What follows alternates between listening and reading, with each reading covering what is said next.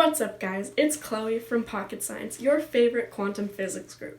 Today, we're going to be taking a look at an at-home spin on a project called the double slit experiment. The double slit experiment is an experiment in which a beam of light is shot through two slits so that something called an interference pattern is projected onto a back wall. This interference pattern comes from constructive and destructive interference of mechanical waves, proving the properties of light as a wave. Alright, so here we have a bit of a visual on what the double slit experiment will look like. So we'll have our light beam coming in from this side, right? And here we have our wall with the two slits. And on this side we'll have our wall where the interference pattern will be shown. So this will be the white screen. Now, I've drawn some lines here that sort of resemble ripples on a pond, and they are representative of the two light waves that will be coming out of these two slits when one light beam is shot at them. Now, it's a bit of a confusing diagram, but you can sort of see here three separate places where the two light beams interfere.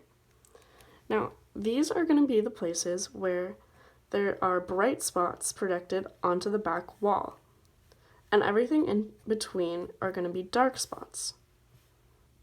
Now I've drawn a bit of a graph or diagram to show where this interference pattern lies on the back wall, and I'm using amplitude to show the brightness of this light. Now you can kind of see here that wherever the two waves interfere most produces the brightest fringe or bright spot, and the brightness of the light decreases on either side. Now, when we're looking for measurements to use in our calculations, we're going to take this length in between the two slits, and we're going to call that D. We're going to take the length between the slits and the back screen, and we're going to call that X. Over here, we're going to take a look at the brightest fringe, so the brightest center part here, and we're going to label that M equals 0. And then everything adjacent to that will be M equals 1, M equals 2, etc. And on this side here, we're going to take a look at the distance between M equals 0 and the other M values to find Y1 here and Y2 here, etc. as the M values go on. Now we're going to put these all into this equation right here. So here's D. Sine of theta will be found by the X value and the Y value using trigonometry. M will be this value right here. And this is lambda, which means wavelength. So when we rearrange this equation to solve for wavelength, it will become something like this. And we can use this to prove that the wavelength that we find in our calculations matches the wavelength that corresponds to red light, which is the color of our laser. The really cool and groundbreaking thing about this experiment is that when it's performed with electrons, the same thing happens, which proves that particles can exhibit wave-like behavior. This was revolutionary for the quantum physics world and advancements in a theory called wave-particle duality, which states that light and matter can act as particles and waves depending on the situation.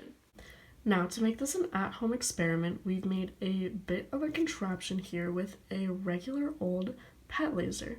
So you can see here at the top that where the light actually comes out, we've split the beam in two with some wire that we've attached here with an elastic band. Now I've placed tape at the sides of this wire right here so that the slits are actual slits instead of semicircles that it would be with the light beam coming out of a circle shape. And I've placed an elastic here around the center so that I can put it over the button so that the laser stays on by itself while I'm taking the measurements for the calculations. When we take a regular laser with nothing at the top to cover where the light comes out and we point it at the wall, all we see is a red dot, which is expected. But when we take our at-home double slit laser and point it at the wall, we can definitely see that the pattern on either side of the bright spot in the center is not a normal occurrence.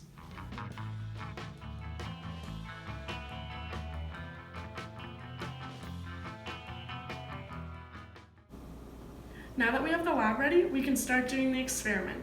I've set up the laser so that it stays on by itself, and you can already start to see on the back screen that there's a bit of an interference pattern.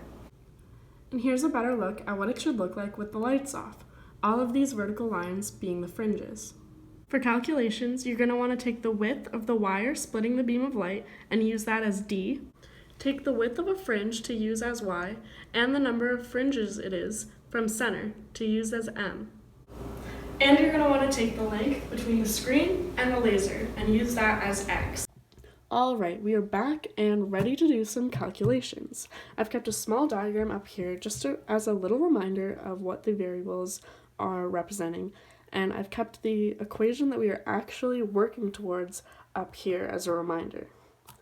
Now, into some measurements. Let's start with D. So this is the width of the wire, and it was found to be 1.8 times 10 to the negative 3 meters, which is just a fancy scientific way of saying 0.0018 meters, or if it's easier to imagine, 1.8 millimeters. Now let's move to the X and M values. So we did this experiment multiple times, 6 times at a distance of 2 meters from the white screen and 6 times at a distance of 2.5 meters.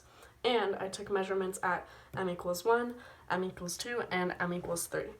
Now the reason you want to take multiple measurements when you're doing a scientific experiment is because that's the best way to ensure that you're being completely accurate. So the final measurement that I took after setting everything else up was the length of Y. Now as you can see, these are all something times 10 to the negative 3 meters. So again, in the 0, 1, 2 millimeter range. And you can see that they are slightly bigger with each value of M, which makes sense based on our diagram. So the next thing we're going to want to do is find the angle between M0 and the M that we're using to calculate. So we know using trigonometry that the tangent of an angle is equal to the opposite side over the adjacent side. So I've written down here that tan of theta will be equal to the length of y1, which is this side, over the length of x, which is this side. So that means that theta will be equal to inverse of tan times y1 over x. Now, I've calculated all of our angles here, but what we really want when we take a look at our master equation up here is the sine of those angles. So I'm going to go ahead and calculate those. So here we are with our sine values, and you can see that we're working with very small numbers all across the board, so we're going to want to be careful when writing numbers down or doing calculations. Now, the final calculation that we have to do is this equation that we've been working towards for wavelength. Now, I've calculated the wavelength, and this is very exciting because the range for the wavelength of red light is 635 nanometers to 700 nanometers, or in meters, like we've calculated here, 6.35 times 10 to the negative 7 to 7 times 10 to the negative 7. And as you can see, all of the calculated values are either in that range or very, very close to that range.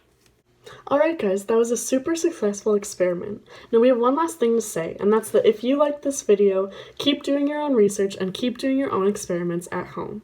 Thanks for watching, and bye from me and all of Pocket Science.